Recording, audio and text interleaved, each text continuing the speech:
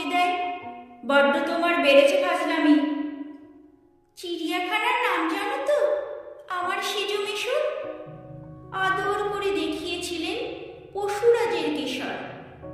কদিন পরে চুন খাসানো, দেয়াল জুড়ে ইকি ঠিক অবিকল সেই রকমই মূর্তি যেন দেখি।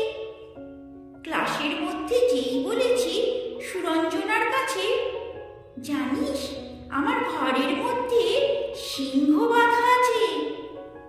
শুনতে পেয়ে দিদিমণি অমনি বলেন, শোনো, এসব কথা আবার যেন না শুনি কখনো। বলি না তাই, সেসব কথা সামলে থাকি খুব, কিন্তু সেদিন হয়েছে কি এমনি বেয়াকুব। আকাশ পাড়ে আবারও চোখ গিয়েছে আটকে, শারদ মেঘে দেখতে পেলাম রবীন্দ্রনাথকে।